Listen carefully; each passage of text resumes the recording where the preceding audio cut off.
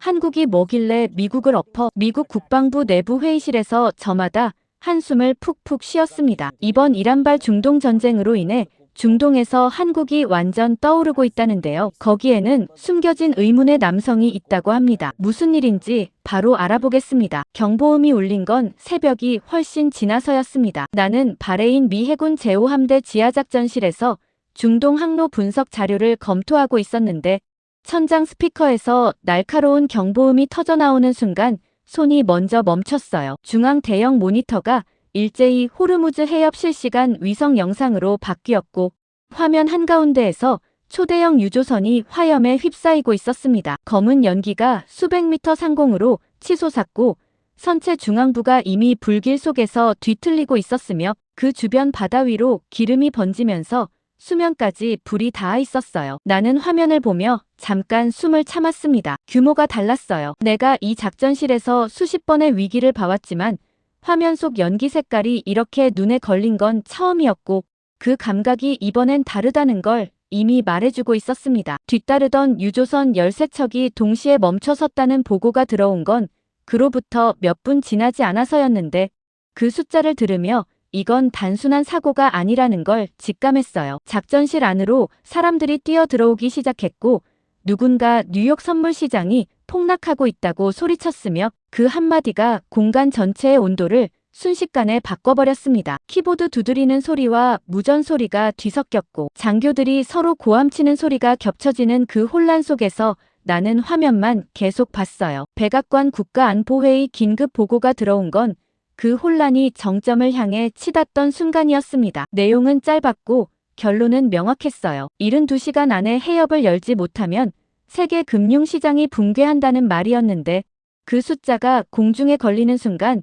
작전실 안 모든 사람의 표정이 일제히 굳었습니다. 나는 즉시 전 함대 출동 명령을 검토하기 시작했어요. 우리에게는 항공모함 전단이 있었고 구축함이 있었으며 세계 어느 해군도 따라올 수 없는 전력이 이 바다 위에 있었습니다. 그 사실이 이 상황을 해결할 수 있다는 확신의 근거였어요. 그리고 솔직히 말하면 그때까지도 그 확신이 흔들릴 거라고 생각하지 않았습니다. 국방부 차관 윌리엄 헤이스가 회의실로 들어온 건 내가 출동 명령서를 절반쯤 검토했을 때였어요. 그는 화면을 한번 훑고 자리에 앉더니 성급한 군사행동은 없다고 말했습니다. 목소리가 낮았는데 그게 오히려 더 무게가 있었어요. 나는 그 말을 들으며 화면 속 불길을 다시 봤습니다. 해협이 막히고 있었어요. 막히는 속도가 72시간보다 빠를 수도 있다는 생각이 들었는데 헤이스의 표정은 여전히 움직이지 않았습니다. 회의가 시작됐어요. 정보기관 분석관들이 이란 혁명수비대의 최근 동향을 보고했고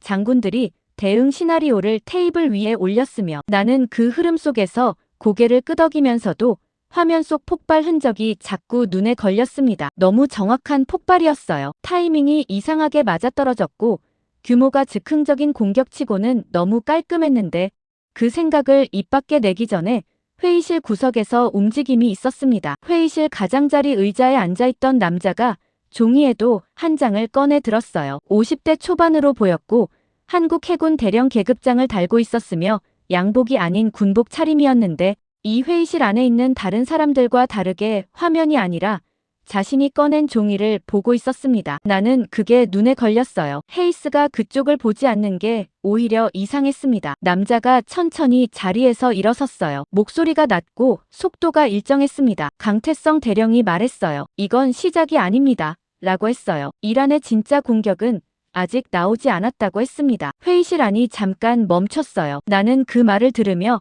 화면을 다시 봤습니다. 진짜 공격이 아직 안 나왔다는 게 무슨 뜻인지 이해하기 전에 헤이스가 먼저 반응했어요. 그는 강태성을 보지 않은 채 분석관에게 다음 보고를 이어가라고 말했습니다. 목소리에 특별한 감정이 없었는데 그게 오히려 명확했어요. 강태성을 무시한다는 뜻이었습니다. 내 옆에 앉아있던 작전 참모가 낮게 중얼거렸어요. 한국 장교가 여기서 뭘 안다고? 라는 말이었는데 나는 그 말에 대꾸하지 않았지만 틀리지 않는다고 생각했습니다. 이 해협을 20년 넘게 봐온 미군 분석관들도 다음 공격 지점을 모르는 상황에서 한국 대령이 꺼낸 종이 한 장이 무게를 가질 수 있다고 믿지 않았어요. 강태성이 앉았습니다. 표정이 바뀌지 않았어요. 자리에서 일어났을 때와 다를 게 없는 얼굴이었는데 그게 이상하게 더 눈에 걸렸습니다. 무시당했다는 걸 알면서도 반응하지 않는 게 자존심 때문인지 아니면 다른 이유가 있는지 그 자리에서는 알 수 없었어요. 몇 시간이 지났습니다. 회의는 계속됐고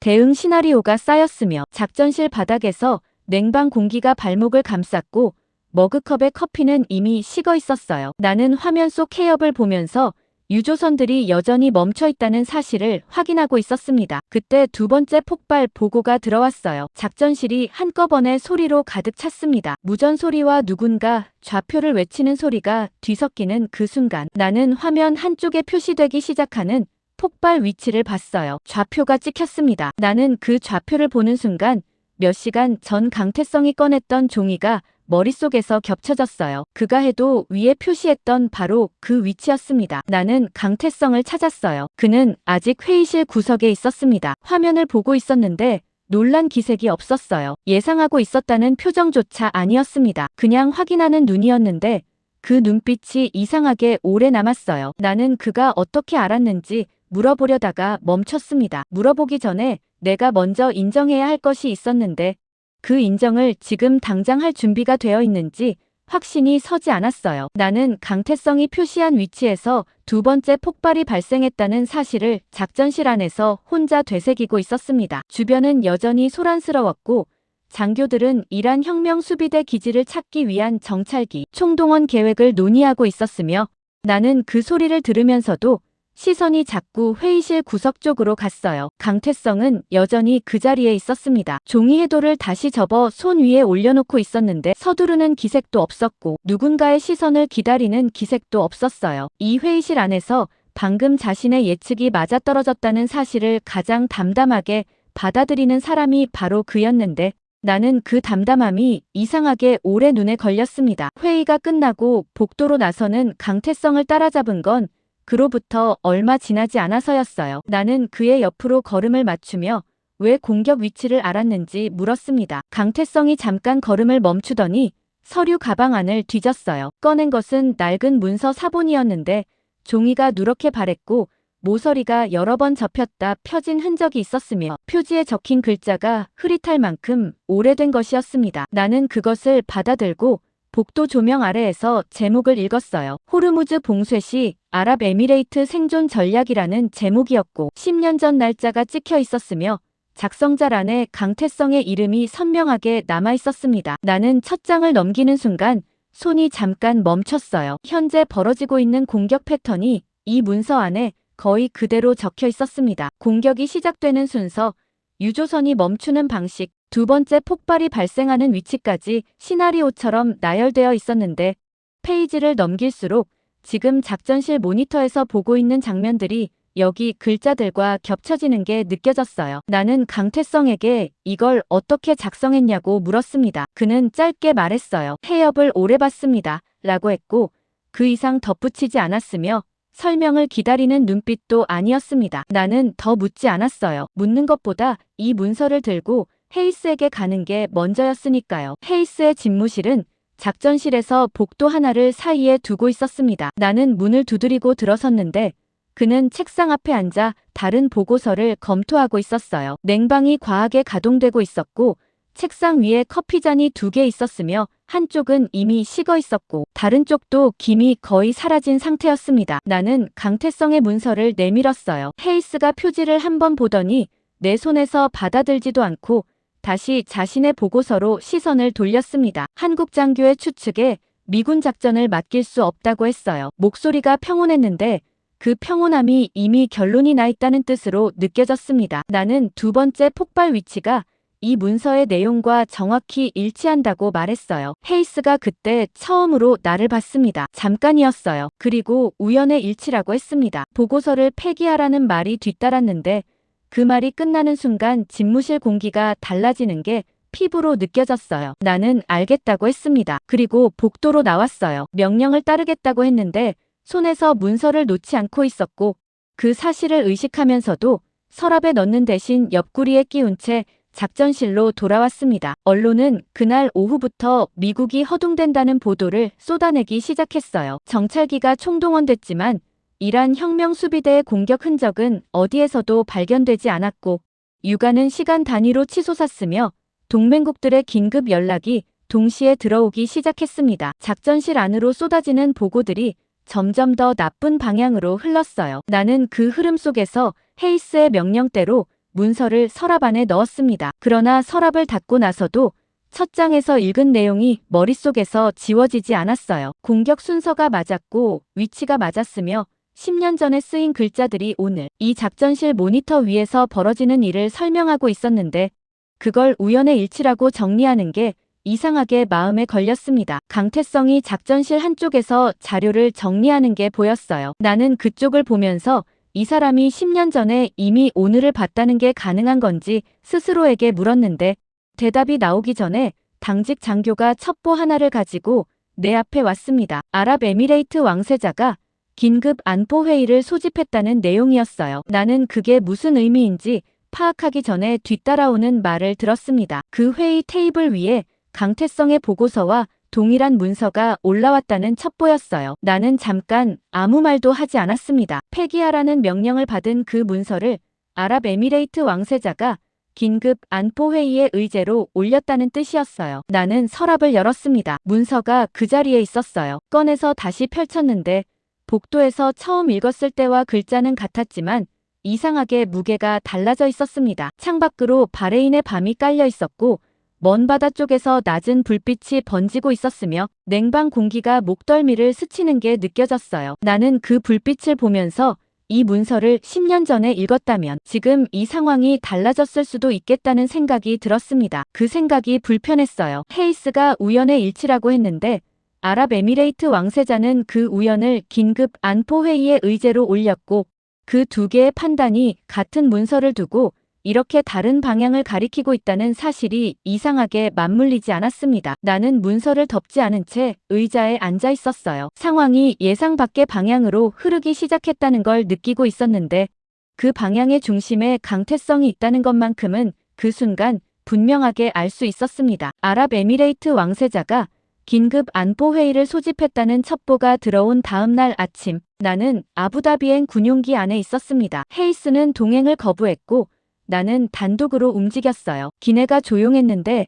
그 조용함이 편하게 느껴지지 않았습니다. 창밖으로 사막이 펼쳐지기 시작했고 햇빛이 모래 위에서 하얗게 번지고 있었으며 나는 그 빛을 보면서 강태성의 문서를 다시 펼쳤어요. 읽을수록 이 문서가 10년 동안 어디에 있었는지가 더 궁금해졌습니다. 아부다비 대통령궁 회의실은 내가 예상한 것보다 훨씬 조용했어요. 참모들이 테이블 주변에 앉아 있었고 창밖으로 야자수 그늘이 보였으며 냉방이 강하게 가동되고 있어서 바깥의 열기가 전혀 느껴지지 않았습니다. 왕세자 모하메드가 들어온 건 내가 자리에 앉고 나서 얼마 지나지 않아서였어요. 그는 자리에 앉기 전에 테이블 위를 한번 훑었는데 시선이 멈춘 곳이 내 앞에 놓인 서류 쪽이었습니다. 회의가 시작되자마자 모하메드가 먼저 이름을 꺼냈어요. 미국이 아니었습니다. 한국이었어요. 강태성이라는 이름이 그의 입에서 나오는 순간 테이블 주변 분위기가 미세하게 달라지는 걸 느꼈는데 나는 그 변화를 읽으면서 이 이름이 이 방 안에서 낯선 이름이 아니라는 걸 알아챘습니다. 모하메드가 말을 이었어요. 10년 전 강태성이 작성한 보고서 덕분에 아랍에미레이트는 석유 저장 시설과 비상 항로를 구축했고 그 준비 덕분에 여러 차례 위기를 피할 수 있었다고 했습니다. 나는 그 말을 들으며 손끝이 차가워지는 걸 느꼈어요. 미국이 수십 년 동안 이 지역에서 쌓아온 영향력보다 한국 장교 한 명의 보고서가 더 깊은 신뢰를 받고 있다는 뜻이었는데 그게 틀린 말이 아니라는 게 오히려 더 불편했습니다. 참모 한 명이 끼어들었어요. 이 위기는 미국에 맡겨야 한다고 했고 목소리에 힘이 있었으며 테이블 주변 몇몇이 고개를 끄덕이는 게 보였습니다. 나는 그 반응을 보면서 잠깐 안도감이 드는 걸 느꼈어요. 그런데 모하메드가 그 참모를 보며 말했습니다. 우린 한국에게 빚이 있다고 했어요. 목소리가 낮았는데 그게 결론이었습니다. 방 안이 조용해졌어요. 나는 그 침묵 속에서 아무 말도 하지 않았습니다. 할 말을 찾지 못했던 게 아니라 그 말에 반박할 근거가 지금 이 자리에서는 없었어요. 미군 정찰기가 총동원됐지만 공격 흔적을 찾지 못하고 있는 동안 아랍에미레이트는 10년 전 한국인이 작성한 문서를 꺼내 긴급 안보회의를 열고 있었습니다. 그 두 장면이 머릿속에서 나란히 놓이는 게 이상하게 불편하게 걸렸어요. 모하메드가 선언한 건 그로부터 얼마 지나지 않아서였습니다. 아랍에미레이트는 비상 항만을 전면 개방하겠다고 했어요. 그리고 해상 감시망 전체를 미군에 제공하겠다고 했습니다. 나는 그 말을 들으며 이게 협력이 아니라 조건이라는 걸 느꼈어요. 강태성을 이 작전에 포함시켜야 한다는 뜻이 그 말 뒤에 깔려 있었는데 모하메드는 그것을 직접 말하지 않았지만 방 안 모든 사람이 알아들었습니다. 나는 알겠다고 했어요. 그 말을 하면서 헤이스의 얼굴이 머릿속에 스쳐갔는데 그에게 이 회의 내용을 어떻게 보고할지가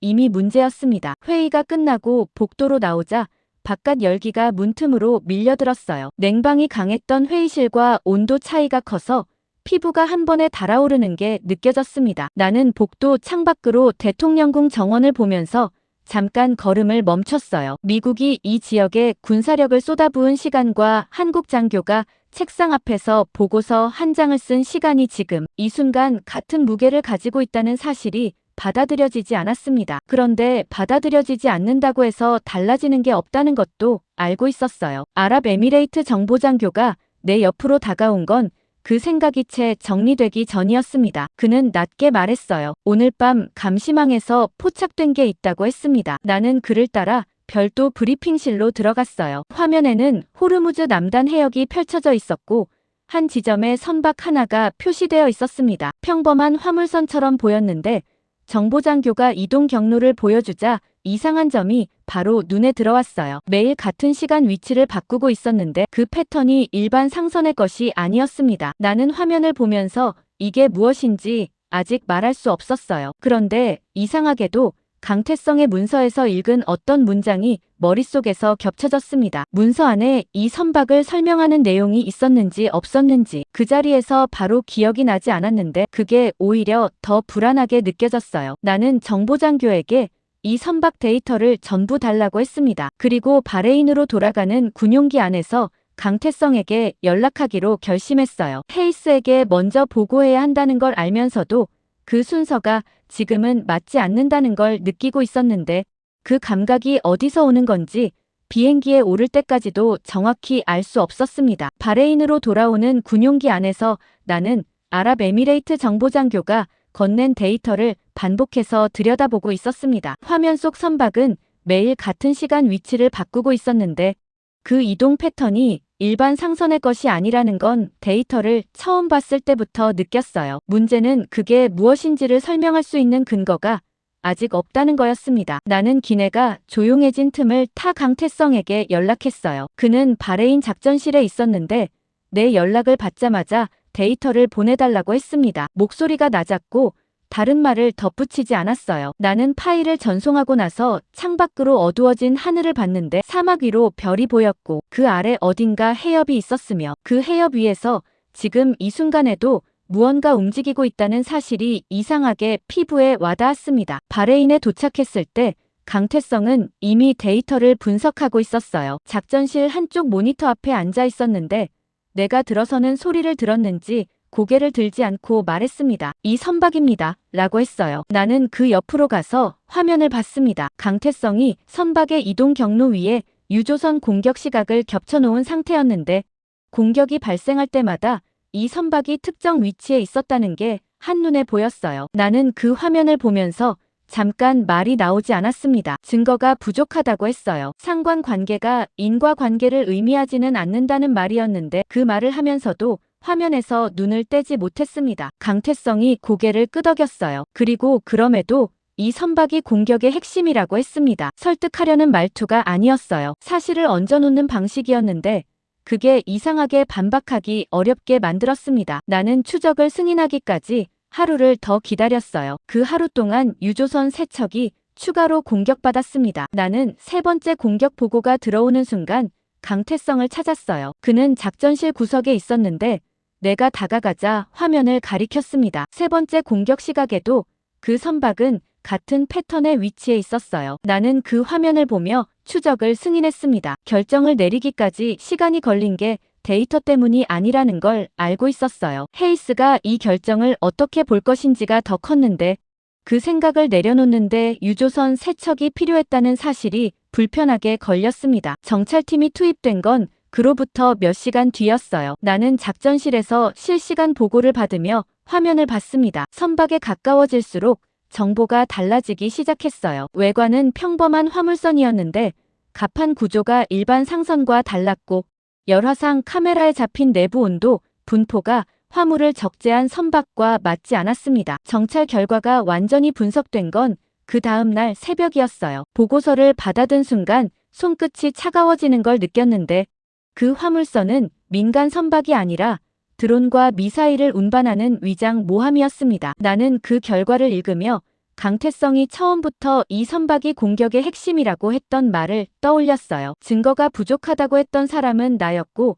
추적을 하루 늦춘 사람도 나였으며 그 하루 동안 유조선 3척이 공격받았습니다. 그 사실이 머릿속에서 지워지지 않았어요. 문제는 그 다음이었습니다. 작전 계획이 수립되기도 전에 선박이 사라졌어요. 나는 그 보고를 받는 순간 작전실 안이 조용해지는 걸 느꼈습니다. 선박이 이동 중이라는 건 알고 있었는데 추적망 밖으로 완전히 사라진 건 달랐어요. 위성 추적이 끊겼고 아랍에미레이트 감시망도 신호를 잃었으며 마지막으로 포착된 위치에서 선박은 이미 없었습니다. 나는 데이터를 다시 확인했어요. 선박이 사라진 시각이 우리 작전실에서 추적 승인 명령이 내려진 직후였습니다. 그 시각이 이상하게 맞아떨어졌어요. 우연이라고 보기에는 간격이 너무 짧았고 누군가 내부에서 정보를 흘렸다는 가능성을 외면하기에는 타이밍이 너무 정확했습니다. 작전실 안이 충격으로 가득 찼어요. 장교들이 서로 낮은 목소리로 말을 주고받았고 분위기가 무겁게 가라앉았으며 나는 그 공기 속에서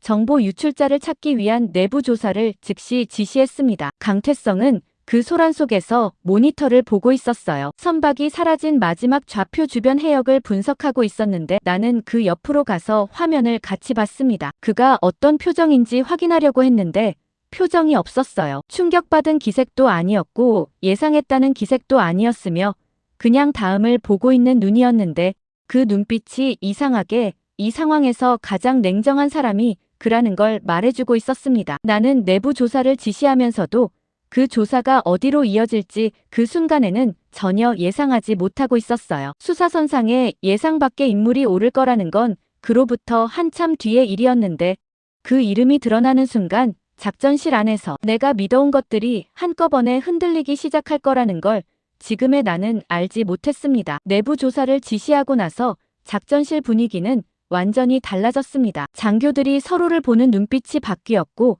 낮은 대화들이 줄었으며 키보드 소리와 무전 소리 사이에 이상한 긴장감이 깔리기 시작했어요. 나는 그 분위기 속에서 유출 경로를 역추적하는 작업을 직접 감독했습니다. 선박이 사라진 시각과 작전실 내부 통신 기록을 대조하는 작업이었는데 데이터를 보면 볼수록 유출 경로가 외부가 아니라 내부라는 확신이 강해졌어요. 그런데 그 확신이 강해질수록 다음 질문이 더 무겁게 느껴졌습니다. 누구냐는 거였어요. 헤이스가 작전실로 들어온 건 조사가 시작된 지 몇 시간이 지나서였습니다. 그는 강태성을 보자마자 말했어요. 이번 작전 실패의 책임 소재를 명확히 해야 한다고 했는데 시선이 강태성 쪽에 머물러 있었습니다. 나는 그 말을 들으며 헤이스가 무슨 방향을 보고 있는지 바로 알아챘어요. 강태성을 배제하고 독자 작전을 추진하겠다는 뜻이었고 이번 선박 추적 실패의 책임을 그에게 넘기겠다는 뜻이기도 했습니다. 나는 조사 결과가 나오기 전에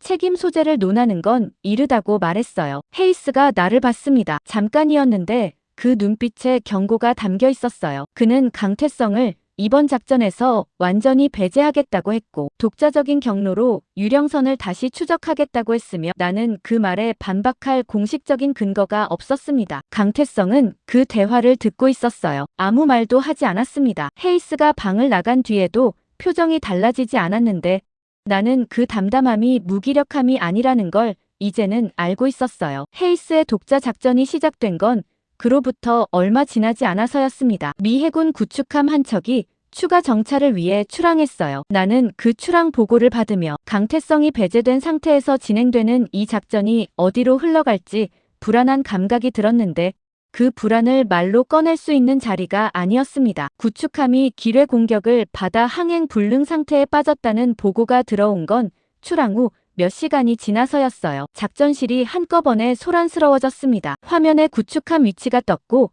손상 보고가 연이어 들어왔으며 언론은 즉시 미 해군 구축함 피격 소식을 보도하기 시작했어요. 대통령 지지율이 실시간으로 내려가고 있다는 보고가 들어왔고 정부를 향한 비난이 쏟아졌으며 작전실 안공기가 무겁게 가라앉았습니다. 나는 그 혼란 속에서 헤이스를 봤어요. 그는 화면을 보고 있었는데 표정이 굳어 있었습니다. 틀렸다고 말할 수 없었어요. 증거가 없었으니까요. 그런데 증거가 없다는 게 이 상황을 설명해주지는 않았습니다. 나는 강태성을 찾았어요. 그는 작전실 한쪽에서 유령선의 마지막 좌표 주변 데이터를 여전히 분석하고 있었습니다. 구축함 피격 보고가 들어오는 소란 속에서도 그 작업을 멈추지 않고 있었어요. 나는 그 옆으로 가서 화면을 봤습니다. 강태성이 말했어요. 유출된 작전 정보의 전송 시각과 유령선의 이동 경로 변화 시각이 일치한다고 했습니다. 나는 그 말을 듣고 화면을 다시 봤어요. 강태성이 두 개의 데이터를 겹쳐놓은 화면이었는데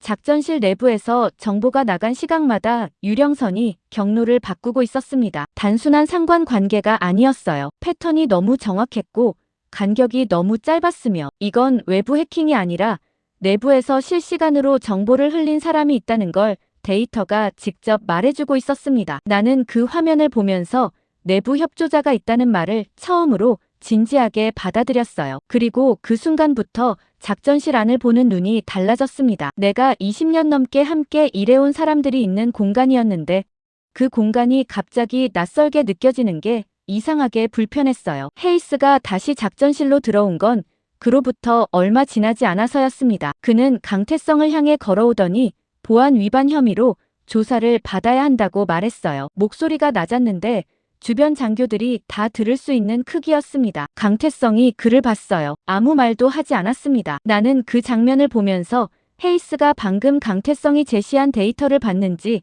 안 봤는지 알 수 없었는데 봤다면 이 타이밍이 더 이상했고 안 봤다면 이 타이밍이 너무 빨랐어요. 어느 쪽이든 지금 이 순간 강태성을 제거하려는 움직임이라는 건 분명했습니다. 나는 헤이스에게 말했어요. 조사는 진행하되 지금 당장 신병을 확보하는 건 작전에 차질을 줄 수 있다고 했습니다. 헤이스가 나를 봤어요. 이번엔 경고가 아니었습니다. 명령이었어요. 그는 내가 강태성을 보호하려 한다면 나도 같은 조사를 받게 될 거라고 했는데 그 말이 끝나는 순간 작전실 안이 조용해졌습니다. 나는 그 침묵 속에서 상부 명령과 지금 내 눈앞에 있는 현실 사이에서 어느 쪽을 선택할 것인지를 따졌어요. 강태성이 제시한 데이터가 있었습니다. 유령선의 이동 경로와 내부 정보 유출 시각이 일치한다는 그 데이터가 내가 가진 전부였는데 그게 헤이스의 명령을 거스를 수 있는 근거가 되는지 그 순간에는 확신이 서지 않았어요. 그런데 확신이 없다는 이유로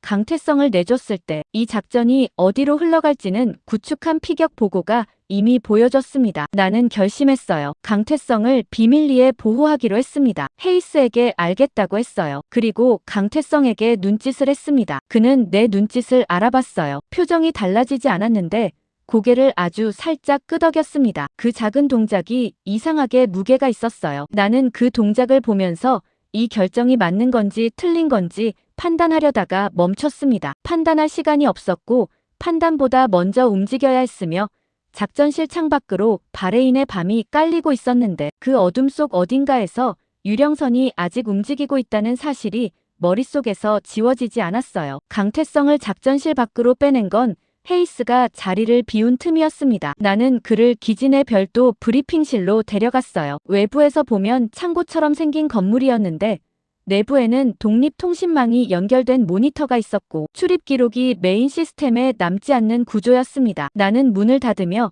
헤이스에게 시간이 많지 않다고 말했어요. 강태성이 고개를 끄덕였습니다. 그리고 서류 가방을 열었어요. 나는 그 동작을 보면서 이 사람이 이미 이 순간을 준비하고 있었다는 걸 느꼈는데 언제부터 준비한 건지는 알 수 없었습니다. 강태성이 꺼낸 건 파일 하나였어요. 표지가 없었고 날짜도 없었으며 내용이 바로 시작되는 구조였는데 나는 그것을 받아들고 첫 장을 읽기 시작했습니다. 읽는데 오래 걸리지 않았어요. 내용이 짧았는데 그 짧은 내용이 지금까지 내가 이 사태를 이해하던 방식을 처음부터 다시 세워야 한다는 걸 말해주고 있었습니다. 이란이 전면전 대신 세계 경제를 인질로 잡는 장기 시나리오가 담겨 있었어요. 유조선을 하나씩 공격하는 게 목적이 아니었습니다. 해협 전체를 마비시키는 대규모 동시다발 작전이 최종 목표였는데 그 작전이 이미 시작됐다는 게 이 파일의 결론이었어요. 나는 파일을 덮고 강태성을 봤습니다. 이걸 언제 작성했냐고 물었어요. 그는 10년 전 아랍에미레이트 프로젝트를 진행할 때 작성했다고 했습니다. 그런데 공개하지 않은 이유가 있냐고 물었더니 그는 잠깐 생각하다가 말했어요. 공개할 수 있는 자리가 없었다고 했습니다. 설명이 짧았는데 이상하게 그 안에 긴 시간이 담겨 있는 것 같았어요. 나는 이것을 백악관에 보고해야 한다고 했습니다. 강태성이 고개를 끄덕였어요. 나는 그 자리에서 위성전화를 꺼내 워싱턴과 연결했습니다. 보고는 길지 않았어요. 강태성의 파일 내용을 순서대로 전달했고 동시다발 작전 가능성을 강조했으며 즉각적인 대응이 필요하다고 했습니다. 그런데 전화 너머에서 들려온 건 헤이스의 목소리였어요. 그가 이미 워싱턴 라인에 연결되어 있었습니다. 헤이스가 말했어요. 과장된 공포라고 했습니다. 10년 전 시나리오를 현재 상황에 덮어 씌우는 건 분석이 아니라 추측이라고 했어요. 목소리가 낮고 일정했는데 그 일정함이 이미 결론을 내린 사람의 목소리였습니다. 나는 두 번째 폭발 위치가 맞았고 유령선 분석이 맞았으며 그 모든 판단이 이 파일에서 나왔다고 말했어요. 헤이스가 잠깐 침묵했습니다. 그리고 말했어요. 맞은 것과 앞으로도 맞을 것은 다르다고 했습니다. 전화가 끊겼어요. 나는 위성전화를 내려놓으며 잠깐 아무 말도 하지 않았습니다. 강태성은 모니터를 보고 있었어요. 내 보고가 어떻게 됐는지 알고 있었을 텐데 표정이 달라지지 않았습니다. 나는 그 옆에 서서 이 파일이 또다시 무시될 거라는 걸 알면서도 다음 선택지를 찾고 있었어요. 그런데 선택지를 찾기 전에 상황이 먼저 움직였습니다. 작전실에서 긴급 연락이 들어왔어요. 세계 최대 해운회사 세 곳이 중동 항로를 전면 중단하겠다고 발표했다는 내용이었습니다. 나는 그 보고를 들으며 강태성의 파일 마지막 페이지에서 읽은 문장이 머릿속에서 겹쳐졌어요. 해운회사들이 움직이기 시작하면 해협 봉쇄는 군사작전 없이도 경제적으로 완성된다는 문장이었는데 그게 지금 이 순간 현실이 되고 있었습니다. 뒤따라 들어온 보고는 더 나빴어요. 국제 유가가 사상 최고치를 경신했다는 내용이었습니다. 수치가 화면에 찍혔는데 나는 그 숫자를 보면서 이게 단순한 시장 반응이 아니라는 걸 느꼈어요. 설계된 흐름이었습니다. 유조선 공격이 시작된 순간부터 이 방향으로 가도록 계산된 흐름이었는데 그 계산이 10년 전에 이미 이 파일 안에 적혀 있었어요. 강태성의 예측이 또 맞아떨어지는 순간이었습니다. 나는 그 사실을 헤이스에게 다시 가져가는 게 의미가 없다는 걸 알고 있었어요. 워싱턴 라인에서 이미 과장된 공포라는 판단이 내려진 상태였고 그 판단을 뒤집으려면 데이터가 아니라 결정적인 증거가 필요했습니다. 결정적인 증거라는 말이 머릿속에서 맴돌았어요. 강태성이 말했습니다. 직접 확보하러 가야 한다고 했어요. 나는 그 말을 듣고 글을 봤습니다. 어디냐고 물었어요. 강태성이 파일 마지막 페이지를 다시 펼쳤습니다. 거기에 지명 하나가 적혀 있었어요. 아랍에미레이트 외곽 지역이었는데 10년 전 프로젝트 자료가 보관된 비밀 창고가 있다고 했습니다. 그 창고 안에 동시다발 작전의 전체 설계도가 담긴 자료가 있다고 했어요. 나는 그 말을 듣고 잠깐 생각했습니다. 비밀 창고라는 말이 걸렸어요. 10년 전 자료가 아직 그 자리에 있을 거라는 보장이 없었고 있다 하더라도 지금 이 시점에 접근할 수 있다는 보장도 없었으며 헤이스가 이 움직임을 눈치채면 상황이 걷잡을 수 없이 나빠질 수 있었습니다. 그런데 해운회사 세 곳이 항로를 중단했고 유가가 사상 최고치를 찍었으며 강태성의 파일은 이게 시작일 뿐이라고 말하고 있었어요. 나는 결정을 내렸습니다. 직접 가겠다고 했어요. 강태성이 고개를 끄덕였습니다. 짧은 동작이었는데 이 사람의 고개 끄덕임이 늘 그렇듯 말보다 무게가 있었어요. 나는 아랍에미레이트 특수부대 연락선을 찾기 시작했습니다. 모하메드 왕세자가 감시망을 제공하겠다고 했을 때 함께 건넨 연락처가 있었는데 그것을 쓸 순간이 지금이라는 걸 느끼고 있었어요. 브리핑실 창밖으로 바레인의 밤이 완전히 내려앉아 있었습니다. 강태성은 파일을 다시 접어 가방 안에 넣고 있었어요. 넥타이가 비틀어져 있었는데 그걸 고칠 생각이 없는 것 같았습니다. 나는 그 모습을 보면서 이 사람이 10년 동안 이 파일을 들고 다니며 누군가 꺼내달라고 할 때를 기다렸을 거라는 생각이 들었어요. 그 생각이 맞는지 틀리는지 물어볼 시간이 없었습니다. 창고가 있는 곳까지 이동하는데 시간이 필요했고 헤이스가 우리의 움직임을 알아채기 전에 먼저 도착해야 했으며 그 시간이 지금 이 순간부터 줄어들고 있었어요. 아랍에미레이트 특수부대 연락선을 통해 이동 지원을 확보하는데 2시간이 걸렸습니다. 나는 그 2시간 동안 강태성과 함께 브리핑실에 있었는데 그는 파일을 다시 펼쳐 창고 위치와 내부 구조를 설명했어요. 10년 전 직접 자료를 넣어뒀다고 했는데 그 말을 하면서도 감정이 실리지 않았습니다. 오래전 일을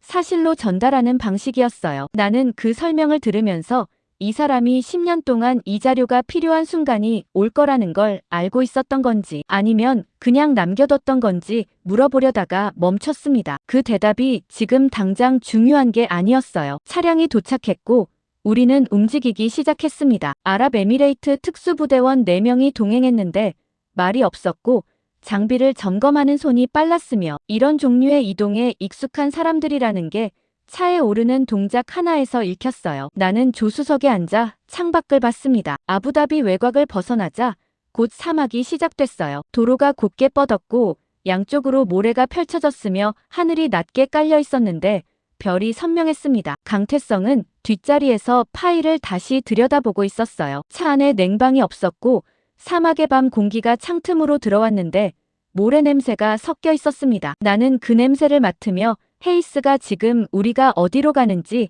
알고 있을 가능성을 생각했어요. 브리핑실을 나설 때 메인 통신망을 우회한 경로로 움직였지만 완벽하게 흔적을 지웠다는 확신이 없었습니다. 그 생각이 발목을 잡으려 했는데 지금 돌아갈 수 있는 상황이 아니었어요. 창고에 도착한 건 출발한 지 1시간 반이 지나서였습니다. 외관은 평범한 물류 창고였어요. 벽면이 모래색이었고 간판이 없었으며 주변에 차량도 없었는데 가까이 다가가자 공기가 달랐습니다. 냉각 장치 소리가 낮게 깔려 있었고 건물 안에서 미세한 진동이 느껴졌어요. 강태성이 출입구 쪽으로 먼저 걸어갔습니다. 특수부 대원들이 주변을 확인하는 동안 그는 외벽을 손으로 짚으며 뭔가를 찾는 것 같았어요. 나는 그 옆에 서서 그가 무엇을 하는지 봤는데 잠시 후 그의 손이 멈췄습니다. 외벽 한쪽에 눈에 잘 띄지 않는 패널이 있었어요. 강태성이 그것을 열더니 안쪽에 손을 넣었습니다. 잠금 장치가 해제되는 소리가 들렸어요. 나는 그 소리를 들으며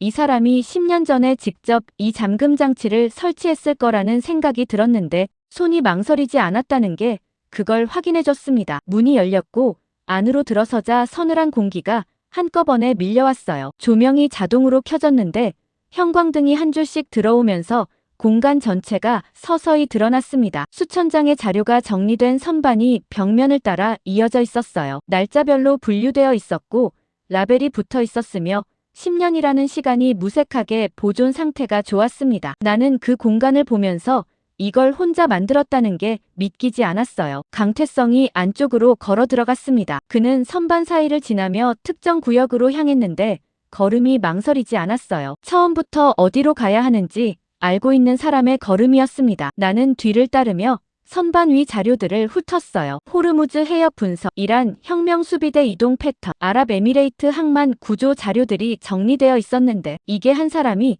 10년 동안 쌓아온 것이라는 사실이 이상하게 무겁게 느껴졌습니다. 강태성이 멈춘 곳은 창고 가장 안쪽이었어요. 선반 하나 앞에 서더니 특정 위치를 손으로 짚었는데 표정이 굳었습니다. 나는 그 옆으로 가서 같은 방향을 봤어요. 선반 위에 자료들이 있었는데 한 곳이 비어 있었습니다. 먼지 흔적이 남아 있었어요. 무언가가 그 자리에 있다가 최근에 사라진 흔적이었는데 강태성이 그 빈자리를 손으로 짚으며 말했습니다. 최종 작전 지도가 여기 있었다고 했어요. 나는 그 말을 듣고 주변을 다시 봤습니다. 다른 자료들은 그대로인데 지도 한 장만 사라진 거였어요. 선반 위 먼지 흔적이 최근에 누군가 다녀갔다는 걸 말해주고 있었는데 출입구 잠금 장치에는 강제 침입 흔적이 없었습니다. 잠금 방식을 알고 있는 사람이 다녀갔다는 뜻이었어요. 나는 강태성에게 이 창고 잠금 방식을 아는 사람이 몇 명이냐고 물었습니다. 그는 잠깐 생각하더니 말했어요. 자신 외에는 없어야 한다고 했습니다. 그 말이 끝나는 순간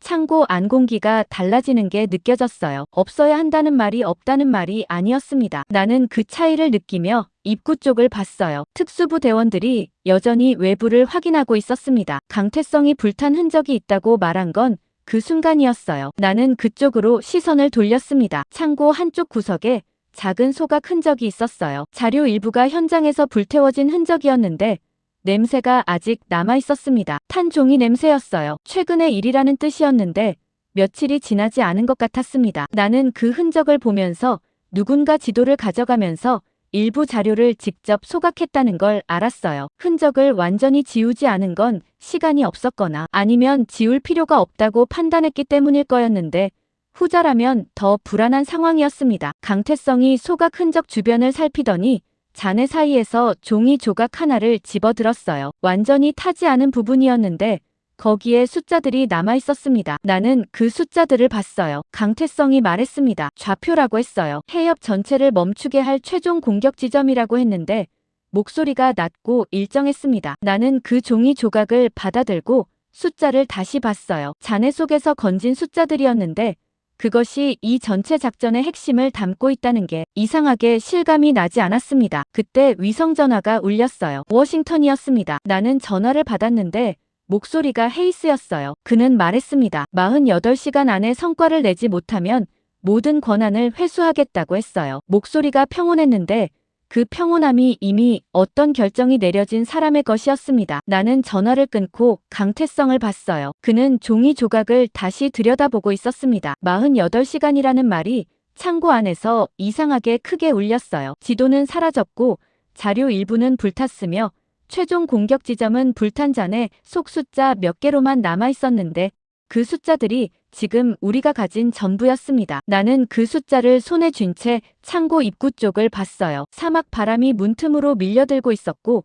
모래 냄새가 다시 코를 찔렀으며 48시간이라는 숫자가 지금 이 순간부터 줄어들고 있었습니다. 창고를 나선 건 48시간이라는 말이 귓속에서 아직 울리고 있을 때였습니다. 나는 차에 오르며 강태성이 건진 종이 조각을 다시 봤어요. 숫자들이 남아 있었는데 일부가 불에 번져 흐릿했고 완전히 읽히지 않는 부분이 있었습니다. 강태성은 조수석에 앉아 그 숫자들을 자신의 파일과 대조하고 있었어요. 차가 사막 도로를 달리기 시작했고 창밖으로 어둠이 펼쳐졌으며 헤드라이트 불빛이 모래 위를 길게 비추고 있었습니다. 나는 강태성이 숫자를 대조하는 손을 보면서 이 사람이 잔해 속에서 건진 종이 조각 하나로 무엇을 찾아낼 수 있는지 그 순간에는 알 수 없었어요. 바레인으로 돌아오는 내내 강태성은 말이 없었습니다. 파일을 펼쳤다 덮었다를 반복했는데 그 동작이 규칙적이지 않았어요. 무언가를 맞추려는 사람의 손이었는데 맞춰지지 않는다는 게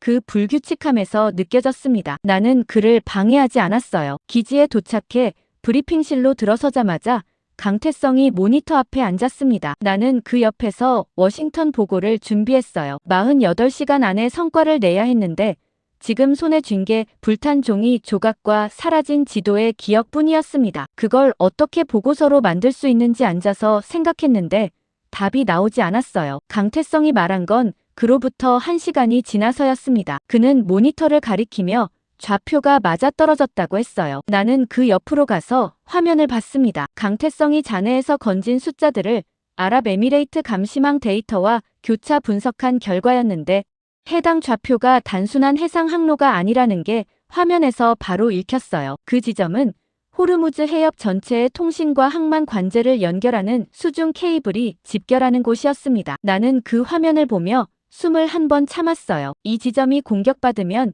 유조선 통신이 끊기고 항만 관제가 동시에 무너지는 구조였는데 군사적 충돌 없이도 해협 전체를 마비시킬 수 있다는 뜻이었습니다. 강태성의 파일에서 읽었던 동시다발 작전의 최종 목표가 이거였어요. 유조선 공격은 시선을 분산시키기 위한 것이었고 진짜 목표는 처음부터 이 수중 케이블이었습니다. 나는 즉시 워싱턴에 보고하려 했어요. 그런데 위성전화를 드는 순간 브리핑실 문이 열렸습니다. 헤이스였어요. 그는 방안을 한번 훑더니 강태성을 보며 말했습니다. 이동 기록이 확인됐다고 했어요. 목소리가 낮았는데 그 낮음이 이미 결론을 내린 사람의 것이었습니다. 나는 헤이스와 강태성 사이에 서며 지금 확보한 좌표 분석 결과를 먼저 들어야 한다고 말했어요. 헤이스가 나를 봤습니다. 표정이 움직이지 않았는데 눈빛이 달랐어요. 나는 그 눈빛을 보면서 이 사람이 분석 결과에 관심이 없다는 걸 느꼈는데 그게 무능 때문인지 아니면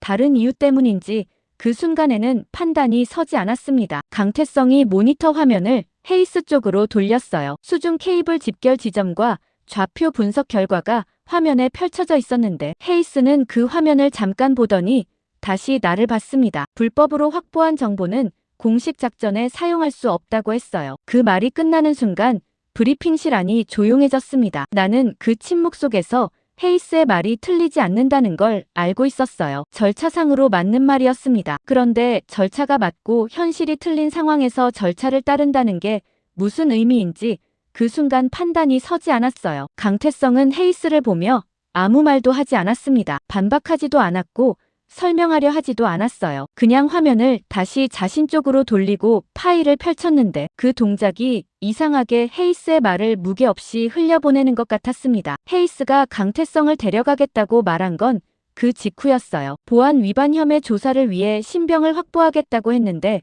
이번엔 나를 우회하지 않았습니다. 직접 내 앞에서 말했어요. 나는 헤이스를 봤습니다. 48시간이 남아있다고 했어요. 그 안에 수중 케이블 방어 작전을 수립해야 하고 지금 이 좌표 분석이 유일한 단서라고 했습니다. 헤이스가 말했어요. 48시간 안에 성과를 못 내면 어차피 권한이 없다고 했는데 그 말이 협박인지 사실인지 구분이 되지 않았습니다. 나는 강태성을 봤어요. 그는 파일을 보고 있었는데 시선이 한 곳에 멈춰 있었습니다. 화면 한쪽이었어요. 아랍에미레이트 감시망 데이터 중 수중 케이블 주변 해역을 실시간으로 보여주는 화면이었는데 그 화면 위에 표시된 것이 있었습니다. 선박 하나였어요. 나는 그 선박을 봤습니다. 강태성이 말했어요. 정찰팀을 지금 보내야 한다고 했습니다. 오늘 밤이 지나면 접근이 불가능해진다고 했어요. 헤이스가 강태성 쪽으로 걸어갔습니다. 나는 그 사이에 섰어요. 결정을 내려야 했는데 결정의 무게가 명령 하나로 끝나는 게 아니라는 걸 알고 있었습니다. 강태성을 지키는 쪽을 선택하면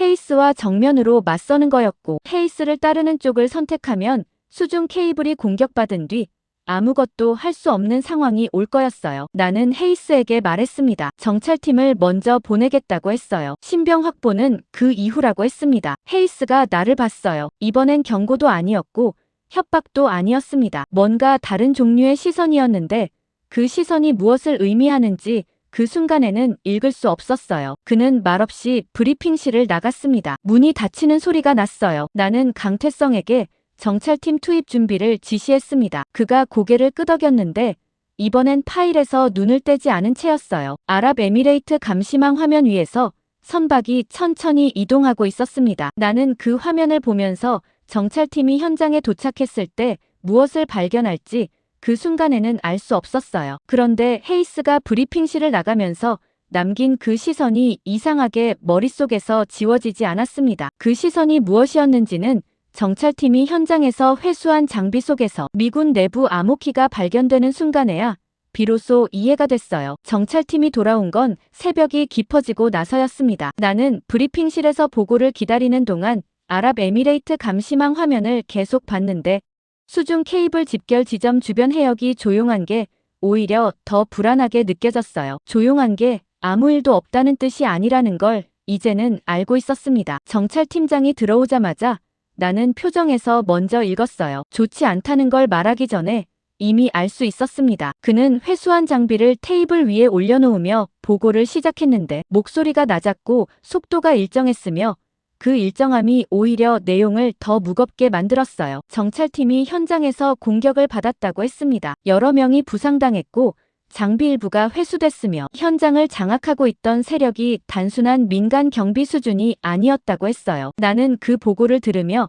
수중 케이블 집결 지점에 이미 누군가 선점하고 있었다는 뜻이라는 걸 알았습니다. 우리가 좌표를 분석하는 동안 상대는 이미 현장에 있었어요. 그런데 보고의 핵심은 그 다음이었습니다. 팀장이 회수된 장비 중 하나를 내 앞에 밀었어요. 소형 통신 장비였는데 외관이 손상되어 있었고 내부 칩이 노출되어 있었습니다. 나는 그것을 집어들고 봤어요. 팀장이 말했습니다. 이 장비에서 미군 내부 암호키가 발견됐다고 했어요. 나는 그 말을 듣고 장비를 다시 봤습니다. 미 국방부 중동작전본부 전용 코드라는 말이 뒤따랐는데 그 말이 끝나는 순간 브리핑실 안이 완전히 조용해졌어요. 나는 그 침묵 속에서 암호키가 의미하는 바를 정리하려 했는데 정리가 되기 전에 이미 결론이 나와 있었습니다. 이 키를 가진 사람은 내부에 있었어요. 그것도 중동작전본부 최상위 접근 권한을 가진 사람이었습니다. 강태성이 그 장비를 받아들었어요. 나는 그가 칩을 들여다보는 걸 봤는데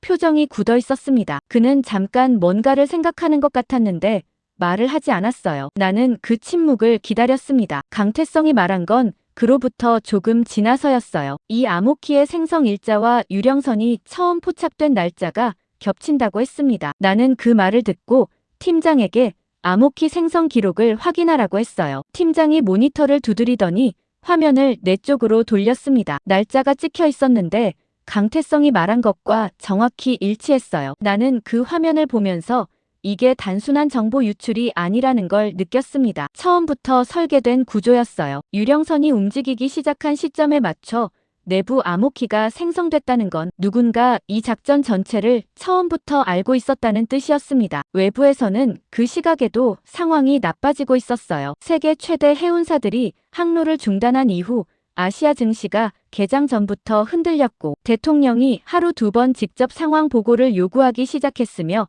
동맹국들의 긴급 연락이 동시에 들어오고 있었습니다. 나는 그 보고들을 받으면서도 시선이 계속 암호키 생성 기록으로 돌아왔어요. 이 키를 만든 사람이 누구인지가 지금 이 모든 상황의 중심이었는데 그 이름을 찾지 못하면 수중 케이블을 지키는 것도 의미가 없었습니다. 나는 헤이스를 의심하기 시작한 게 언제부터였는지 정확히 알 수 없었어요. 강태성의 보고서를 처음 폐기하라고 했을 때부터인지 아니면 유령선이 사라진 타이밍을 봤을 때부터인지 경계가 흐릿했습니다. 그런데 암호키 생성 기록을 보고 나서는 흐릿하던 것들이 하나씩 선명해지기 시작했어요. 강태성의 보고서를 무시한 것, 구축함을 독자적으로 출항시킨 것, 강태성을 배제하고 독자 작전을 추진한 것들이 무능의 결과가 아니라 의도된 방향일 수 있다는 가능성이 머릿속에서 지워지지 않았습니다. 그런데 그 가능성을 공식 수사로 가져가는 순간 상황이 완전히 달라진다는 것도 알고 있었어요. 증거 없이 국방부 차관을 의심한다는 건 내 작전 권한을 스스로 내려놓는 것과 같았습니다. 강태성이 말했어요. 공식 수사보다 빠른 방법이 있다고 했습니다. 나는 글을 봤어요. 그가 말한 건 비밀 감청이었습니다. 헤이스의 통신 기록을 직접 확보하자는 거였어요. 나는 그 말을 듣고 잠깐 아무 말도 하지 않았습니다. 불법이었어요. 군 내부 통신 감청은 명시적인 수사 승인 없이는 절대로 해서는 안 되는 일이었는데 그 절차를 밟으려면 시간이 필요했고 시간이 없다는 게 문제였습니다. 나는 48시간이라는 숫자를 떠올렸어요. 그 안에 이름을 찾지 못하면 수중 케이블이 공격받고 해협이 완전히 마비되는 상황이 올 거였는데 그 상황이 오고 나서 이름을 찾아봐야 아무 의미가 없었습니다. 나는 감청을 지시했어요. 결정을 내리는데 시간이 걸리지 않았습니다. 강태성이 고개를 끄덕였어요. 그는 즉시 아랍에미레이트 정보장교와 연결했는데 손이 빨랐고 통신 경로를 우회하는 방식이 익숙한 사람처럼 움직였습니다. 나는 그 옆에서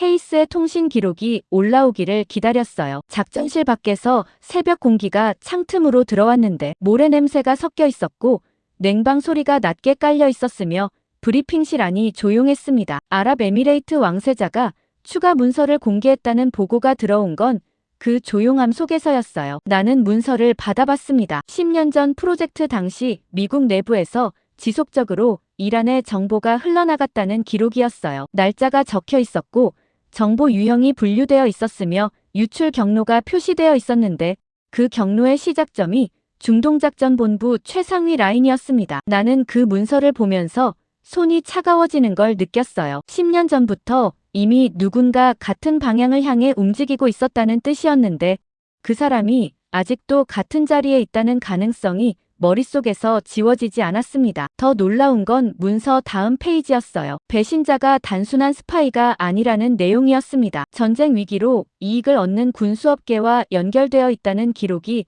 구체적인 거래 내역과 함께 적혀 있었어요. 유조선이 공격받을 때마다 특정 방산업체의 주가가 움직였다는 데이터가 날짜별로 정리되어 있었는데 나는 그 데이터를 보면서 이 사태 전체가 처음부터 돈을 위해 설계됐다는 걸 이해했습니다. 전쟁이 목적이 아니었어요. 전쟁 직전 상태가 목적이었고 그 상태를 유지하는 동안 수익을 쌓는 구조였는데 그 구조의 중심에 내부 협조자가 있었습니다. 강태성이 말했어요. 녹음이 됐다고 했습니다. 나는 그쪽으로 고개를 돌렸어요. 화면에 통신 기록이 올라와 있었는데 강태성이 재생 버튼을 눌렀습니다. 목소리가 흘러나왔어요. 헤이스의 목소리였는데 통화 상대방의 목소리도 들렸고 내용이 선명했으며 나는 그것을 듣는 동안 아무 말도 하지 않았습니다. 녹음이 끝났어요. 브리핑실 안이 다시 조용해졌습니다. 강태성이 화면을 보고 있었어요. 나는 그 옆에서 이제 이름이 생겼다는 걸 알았습니다. 이름이 생긴 게 끝이 아니라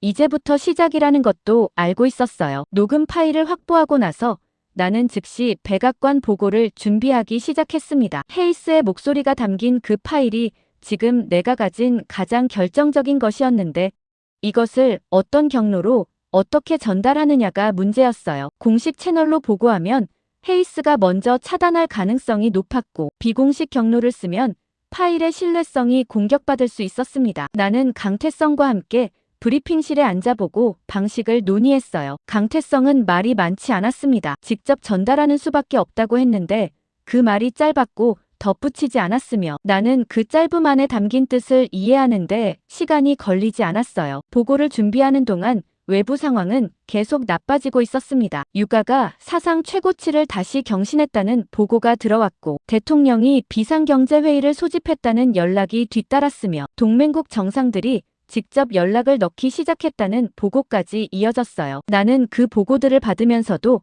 시선이 녹음 파일 쪽에서 떠나지 않았습니다. 이 파일 하나가 지금 이 모든 상황의 방향을 바꿀 수 있었는데 그 파일이 제대로 전달되지 않으면 아무 의미가 없었어요. 강태성의 숙소에서 연락이 온 건 보고 준비가 막바지에 이르렀을 때였습니다. 경비 요원이었는데 목소리가 긴장되어 있었어요. 강태성이 숙소에 없다고 했습니다. 나는 그 말을 처음 들었을 때 잘못 들은 줄 알았어요. 방금 전까지 같은 공간에 있었는데 언제 나간 건지 알 수 없었습니다. 경비 요원이 말을 이었어요. 흔적이 없다고 했습니다. 짐도 그대로이고 통신 장비도 있는데 사람만 없다는 말이었는데 그 말이 끝나는 순간 브리핑실 안 공기가 달라지는 게 느껴졌어요. 나는 즉시 기지 전체 확인을 지시했습니다. 그런데 확인이 끝나기도 전에 국방부에서 연락이 들어왔어요. 헤이스였습니다. 그는 강태성이 도주했다고 말했어요. 기지를 무단으로 이탈한 사실이 확인됐고 이는 보안 위반이자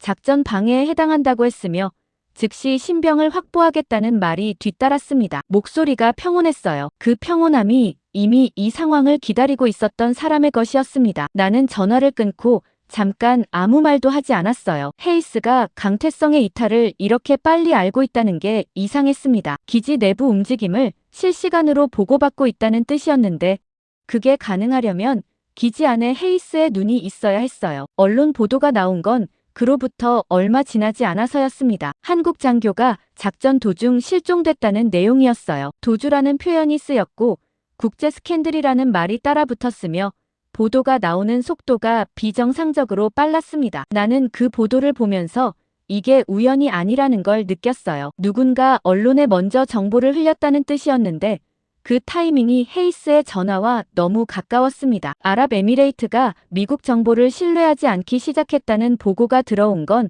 언론 보도가 퍼지고 나서였어요. 모하메드 왕세자가 직접 연락을 넣었는데 목소리가 조심스러웠습니다. 상황이 정리되기 전까지 감시망 공유를 일시 중단하겠다고 했어요. 나는 그 말을 듣고 지금 상황이 얼마나 빠르게 나빠지고 있는지를 실감했습니다. 강태성이 사라지면서 아랍에미레이트의 신뢰까지 흔들리기 시작했는데 이 두 가지가 동시에 무너지면 수중 케이블을 방어할 수 있는 방법이 없었어요. 나는 강태성을 찾아야 했습니다. 그런데 어디서부터 찾아야 하는지가 문제였어요. 통신 장비를 두고 갔다는 게 일부러 추적을 피하겠다는 뜻이었는데 추적을 피하면서 어딘가로 움직였다는 건 목적지가 있다는 뜻이었습니다. 나는 브리핑실에서 강태성이 마지막으로 들여다보던 파일을 폈어요. 그가 분석하던 페이지가 펼쳐져 있었는데 한 부분에 연필로 표시가 되어 있었습니다. 지명이었어요. 호르무즈 북단에 있는 버려진 정유시설이었는데 나는 그 이름을 보는 순간 강태성이 왜 거기로 갔는지 바로 알아챘습니다. 파일 안에 그 시설과 관련된 내용이 있었어요. 10년 전 프로젝트 당시 마지막 단서가 그 시설에 남아있다는 기록이었는데 강태성이 그것을 확인하러 단독으로 움직인 거였습니다. 도망친 게 아니었어요. 나는 즉시 구조팀을 보내려 했는데 위치 확인 과정에서 문제가 생겼습니다. 그 정유시설이 이란 혁명수비대의 통제권 안에 있다는 사실이 드러났어요. 공식 침투 경로가 없었습니다. 상부 승인을 받으려면 시간이 필요했는데 시간이 없었어요. 헤이스가 승인 라인에 있는 한 승인이 날 가능성도 없었습니다. 나는 결정을 내렸어요. 상부 승인 없이 특수부대를 투입하기로 했습니다. 그 결정이 내 작전 권한을 넘어선다는 걸 알고 있었는데 강태성이 그 안에 있다는 사실이 다른 선택지를 지워버렸어요. 특수부대가 출발한 건 그로부터 1시간이 지나지 않아서였습니다. 나는 작전실에서 실시간 보고를 받으며 화면을 봤어요. 구조팀이 정유시설에 접근하는 동안 주변에서 혁명수비대 경비 인원이 확인됐고 교전이 시작됐습니다. 총성 보고가 들어왔고 구조팀이 시설 안으로 진입했다는 연락이 뒤따랐으며 나는 그 보고들을 받으면서 강태성이 아직 거기 있기를 바랐어요. 강태성이 확인됐다는 보고가 들어온 건 교전이 시작된 지 한참 지나서였습니다. 시설 안쪽에 있었다고 했어요. 부상은 없다고 했는데 데이터 저장 장치를 확보한 상태라는 말이 뒤따랐습니다. 나는 그 보고를 들으며 숨을 내쉬었어요. 그런데 다음 보고가 바로 들어왔습니다. 강태성이 저장 장치를 구조팀에 전달했는데 본인은 혁명수비대에 포위됐다는 내용이었어요. 구조팀이 교전 중이었고 탈출 경로가 막혔다고 했으며 나는 그 보고를 듣는 순간 작전실 바닥이 흔들리는 것 같았습니다. 저장 장치는 오고 있었어요. 강태성은 그 안에 남아 있었습니다. 나는 화면을 보면서 구조팀의 모든 자원을 집중하라고 명령했어요. 저장 장치가 작전실에 도착한 건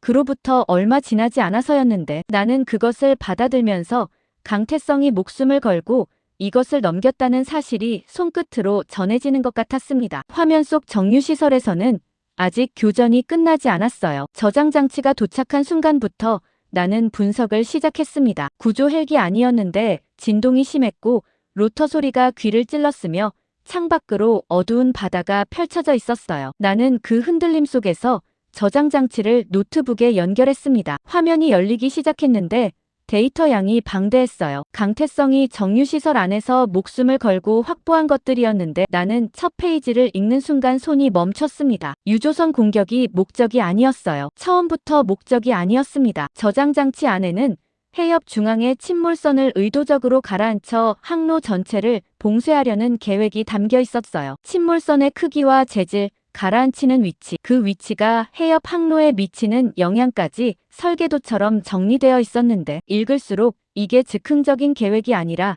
오랜 시간 동안 정밀하게 다듬어진 것이라는 게 느껴졌습니다. 세계 경제를 인질로 잡는 최종 작전이었어요. 유조선 공격은 이 계획을 숨기기 위한 연막이었고 유가를 올리기 위한 장치였으며 군사적 대응을 분산시키기 위한 수단이었습니다. 처음부터 최종 목표는 침몰선이었는데 우리는 그동안 연막을 보고 있었어요. 헬기가 기지에 착륙하자마자 나는 작전실로 뛰어들어갔습니다. 분석팀의 저장 장치를 넘기며 침몰선 출항지를 찾으라고 했는데 목소리가 내 것이 맞는지 싶을 만큼 낯설게 들렸어요. 작전실 화면들이 일제히 바뀌기 시작했습니다. 외부 상황은 그 사이에도 나빠지고 있었어요. 유가가 또다시 사상 최고치를 경신했다는 보고가 들어왔고 주요 증시가 폭락하고 있다는 연락이 뒤따랐으며 대통령이 비상경제회의를 소집했다는 보고까지 이어졌습니다. 수십 명의 선원 가족들이 각국 대사관 앞에 모이기 시작했다는 언론 보도도 들어왔는데 나는 그 보도를 보면서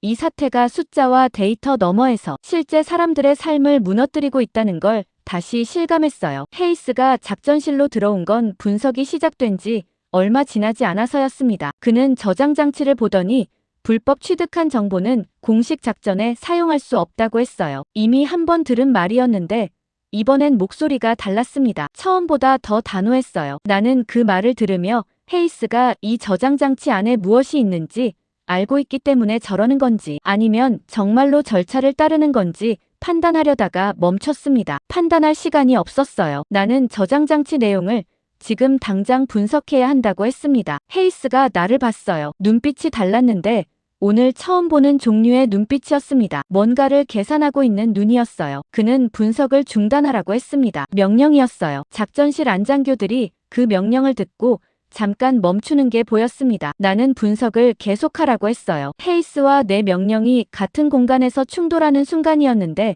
작전실 안이 완전히 조용해졌습니다. 장교들이 나와 헤이스를 번갈아 봤어요. 나는 그 시선들을 느끼면서 이 순간이 돌이킬 수 없는 지점이라는 걸 알았습니다. 헤이스가 입을 열려는 순간 분석팀장이 말했어요. 침몰선 출항지가 확인됐다고 했습니다. 작전실 안 시선이 일제히 화면으로 쏠렸어요. 나는 헤이스를 보며 잠깐 멈췄다가 화면 쪽으로 걸어갔습니다. 헤이스가 내 뒤를 따라오지 않았어요. 화면에는 침몰선의 현재 위치와 이동 경로가 표시되어 있었습니다. 출항지에서 이미 상당히 이동한 상태였는데 속도를 계산하면 해협 중앙 항로에 도달하는데 그리 많은 시간이 남지 않았어요. 나는 그 계산을 보며 지금 당장 움직여야 한다는 걸 알았습니다. 그때 강태성이 보낸 마지막 메시지가 도착했어요. 저장 장치를 구조팀에 넘긴 직후에 발송된 것이었는데 수신이 늦어진 거였습니다. 나는 그 메시지를 열었어요. 짧았습니다. 좌표 하나와 함께 이것이 침몰선 출항지라는 내용이었는데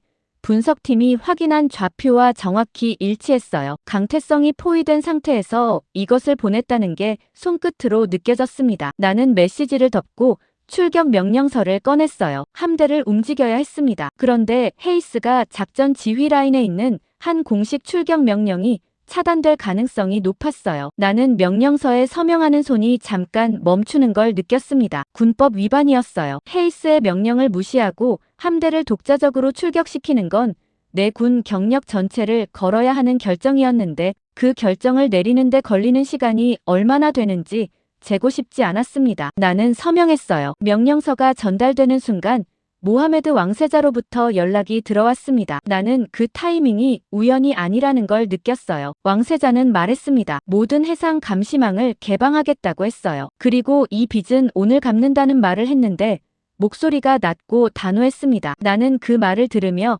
강태성의 보고서 한 장이 10년 뒤 이 순간으로 이어졌다는 게 이상하게 실감났어요. 왕세자가 말한 빚은 돈이 아니었습니다. 10년 전 누군가 미래를 내다보고 이 나라를 위해 준비해뒀던 것들에 대한 빚이었어요. 아랍에미레이트 해상 감시망이 전면 개방되면서 화면에 데이터가 쏟아지기 시작했습니다. 침몰선의 실시간 위치가 업데이트됐고 주변 해역 상황이 선명하게 들어왔으며 나는 그 데이터를 보면서 시간이 얼마나 남았는지를 계산했어요. 많지 않았습니다. 함대가 출격하기 시작했고 작전실이 다시 소란스러워졌으며 헤이스가 내 명령을 상부에 보고하겠다고 말하는 소리가 뒤에서 들렸는데 나는 그 소리를 들으면서 앞을 봤어요. 화면 속 침몰선이 해협 중앙을 향해 천천히 이동하고 있었고 그 선박이 목표 지점에 도달하기 전에 막아야 했으며 지금 이 순간 그것만이 유일하게 중요한 것이었습니다. 작전실 창밖으로 바레인의 새벽이 밝아오고 있었어요. 함대가 출격했다는 보고가 들어오는 순간부터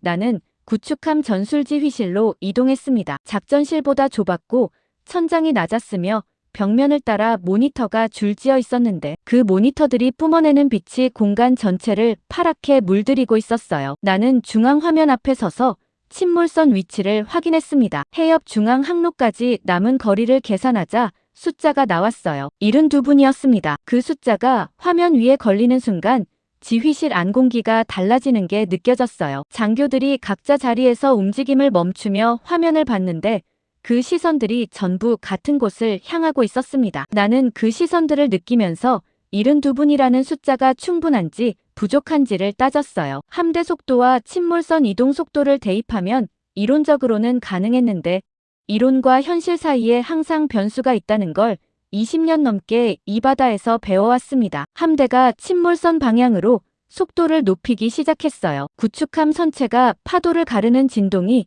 발밑으로 전해졌고 엔진 소리가 낮게 깔렸으며 지휘실 안온도가 조금 올라간 것 같았습니다. 나는 화면에서 눈을 떼지 않았어요. 첫 번째 이상 징후가 들어온 건 출격한 지 얼마 지나지 않아서였습니다. 선두 구축함이 예상치 못한 기뢰 방어선에 막혔다는 보고였어요. 나는 그 보고를 듣는 순간 침몰선 설계도가 머릿속에서 겹쳐졌습니다. 저장장치 안에 기뢰 배치 계획이 포함되어 있었는데 분석이 완전히 끝나기 전에 출격했기 때문에 그 내용을 함대에 전달하지 못했어요. 나는 분석팀에 즉시 기뢰 배치 데이터를 추출해 함대에 전송하라고 했습니다. 그런데 전송이 완료되기 전에 두 번째 보고가 들어왔어요. 아랍에미레이트 초계기들이 전자교란을 받고 있다는 내용이었습니다. 접근이 실패하고 있었어요. 나는 그 보고를 들으며 상대가 우리 대응 방식을 알고 있다는 걸 느꼈습니다. 기뢰로 함대를 막고 전자교란으로 초계기를 무력화하는 이중 방어 구조였는데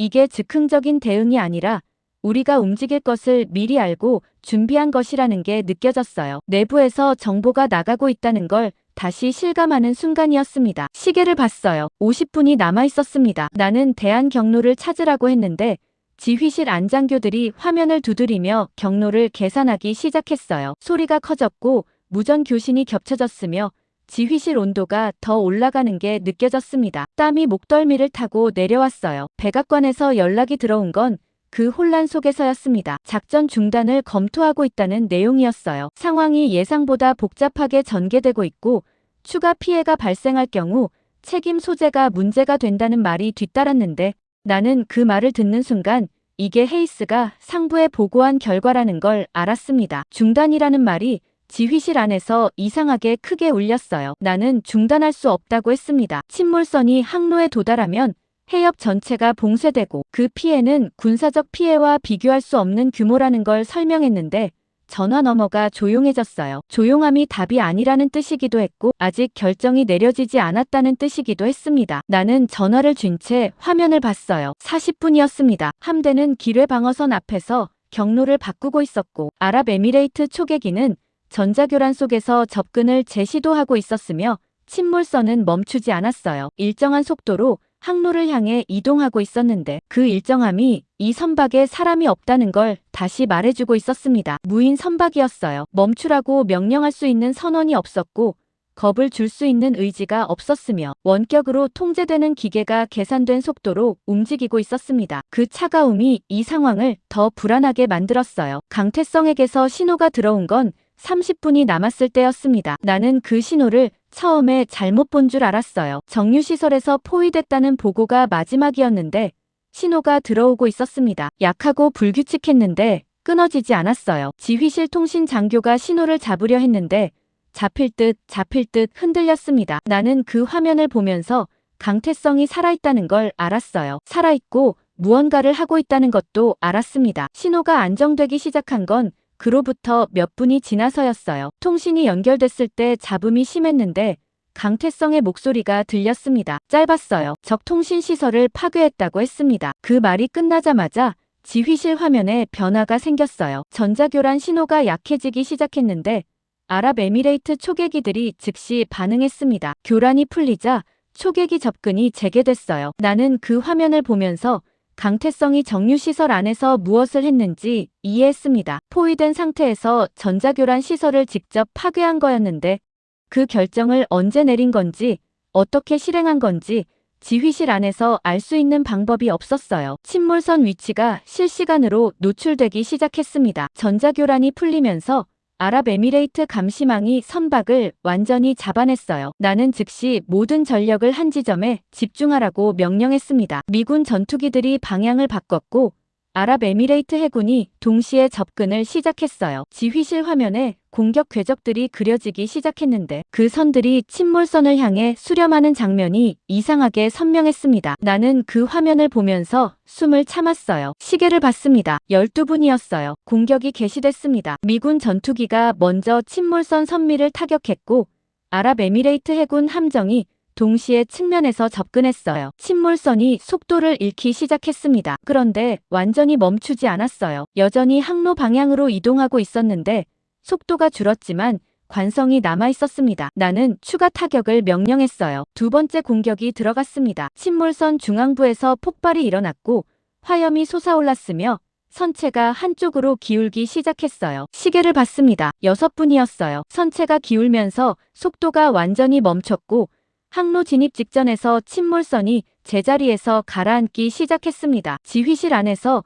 누군가 짧게 숨을 내쉬는 소리가 들렸어요. 나는 화면을 보면서 그 소리가 내 것인지 옆 사람의 것인지 알 수 없었습니다. 안도는 잠깐이었어요. 워싱턴에서 긴급 연락이 들어온 건 침몰선이 가라앉는 화면을 보고 있던 그 순간이었습니다. 헤이스가 최후의 카드를 꺼냈다는 내용이었는데 나는 그 말을 듣는 순간 상황이 끝난 게 아니라는 걸 알았어요. 화면이 바뀌었습니다. 워싱턴 방향에서 새로운 위기가 시작되고 있었는데 그 위기의 중심에 헤이스의 이름이 있었어요. 침몰선이 가라앉은 해협 위로 화염이 번지고 있었고 그 빛이 지휘실 창문 너머까지 붉게 물들이고 있었으며 나는 그 빛을 보면서 72분이 끝났지만 아직 끝나지 않았다는 걸 느꼈습니다. 워싱턴 화상회의 연결이 된 건 침몰선이 가라앉고 나서 얼마 지나지 않아서였습니다. 나는 구축함 지휘실에서 화면을 봤는데 접속한 얼굴들이 평소와 달랐어요. 합참의장이 있었고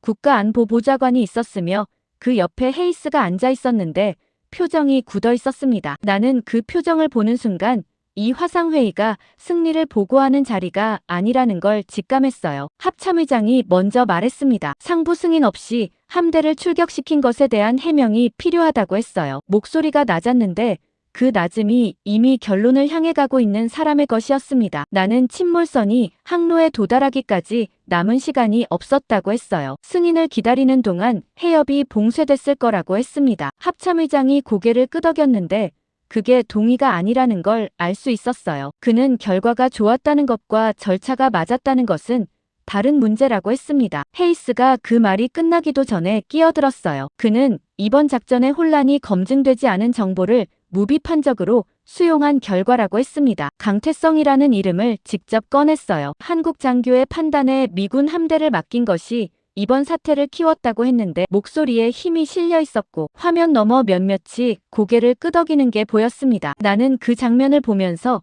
헤이스가 지금 무엇을 하려는 건지 정확히 알았어요. 강태성을 희생양으로 삼아 모든 것을 덮으려는 거였습니다. 침몰선이 막혔다는 사실, 해협이 열렸다는 사실이 이 자리에서 흐릿해지고 있었어요. 나는 입을 열었습니다. 그런데 그 순간 화상회의 화면 한쪽이 갑자기 바뀌었어요. 외부 신호가 접속됐다는 표시가 떴는데 연결 요청을 한쪽이 아랍에미레이트였습니다. 합참의장이 연결을 승인하기 전에 헤이스가 차단하려 했는데 이미 늦었어요. 화면에 모하메드 왕세자의 얼굴이 나타났습니다. 왕세자는 자리에 앉지 않은 채 서 있었어요. 옆에는 아랍에미레이트 정보장교가 있었고 그 손에 서류 묶음이 들려 있었습니다. 왕세자가 말했어요. 직접 기자회견을 열겠다고 했습니다. 합참의장이 잠깐 말을 잇지 못했어요. 왕세자가 계속 말했습니다. 이번 위기를 막은 경위를 공개하겠다고 했는데 목소리가 낮았고 속도가 일정했으며 이미 결정이 내려진 사람의 말이었어요. 합참의장이 시기상조라고 했습니다. 왕세자가 그 말을 듣고 잠깐 침묵했어요. 그리고 말했습니다. 10년 전 보고서가 없었다면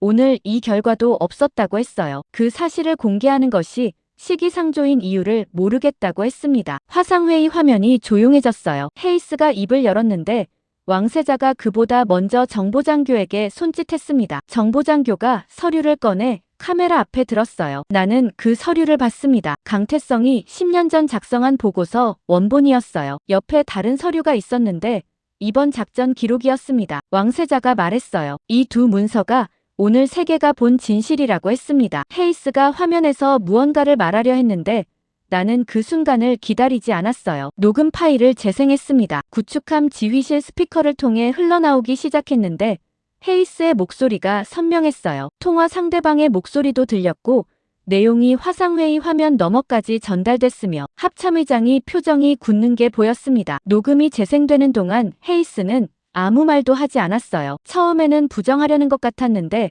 녹음이 계속되면서 입이 닫혔습니다. 화상회의 화면 안몇몇이 서로를 보는 눈빛이 달라졌어요. 합참의장이 녹음이 끝난 뒤 헤이스를 봤습니다. 헤이스가 말하려 했는데 합참의장이 먼저 말했어요. 지금 당장 이 자리에서 나가라고 했습니다. 목소리가 낮았는데 그 낮음이 명령이었어요. 헤이스가 움직이지 않았습니다. 합참의장이 다시 말했어요. 이번엔 더 낮았는데 더 무거웠습니다. 헤이스가 화면에서 사라졌어요. 그 자리가 비는 순간 화상회의 안공기가 달라졌습니다. 나는 그 변화를 느끼면서 왕세자 화면을 봤어요. 기자회견은 그로부터 2시간 뒤 아부다비에서 열렸습니다. 왕세자가 직접 단상에 섰어요. 강태성의 이름이 처음으로 공식 자리에서 언급됐는데 나는 구축함 지휘실에서 그 기자회견을 화면으로 봤습니다. 왕세자가 10년 전 보고서 이야기를 시작했어요. 아랍에미레이트가 그 보고서 덕분에 비상항만을 구축했고 감시망을 준비했으며 이번 위기에서 살아남을 수 있었다는 내용이었습니다. 그리고 이번 작전에서 강태성이 한 일들을 순서대로 공개했어요. 기자들의 카메라 플래시가 화면 너머에서 번쩍이는 게 보였는데 왕세자는 표정을 바꾸지 않고 끝까지 말을 이었습니다. 강태성의 이름이 세계 뉴스 속보에 오르기 시작한 건 기자회견이 채 끝나기도 전이었어요. 화면 한쪽에서 실시간 뉴스 피드가 흘렀는데 그 이름이 반복됐습니다. 나는 그 화면을 보면서 동시에 다른 화면을 봤어요. 군 병원에서 보내온 보고였습니다. 강태성이 정유시설에서 탈출하는 과정에서 부상을 입었는데 중환자실에 있다는 내용이었어요. 의식이 없다고 했습니다. 나는 그 보고를 읽으며 화면 속 뉴스 피드를 다시 봤어요. 전 세계 언론이 그 이름을 다루고 있었는데 정작 그 이름의 주인은 지금 이 순간 생사를 오가고 있었습니다. 군수업계 비리가 폭로된 건 기자회견이 끝나고 나서였어요. 아랍에미레이트가 추가로 공개한 문서에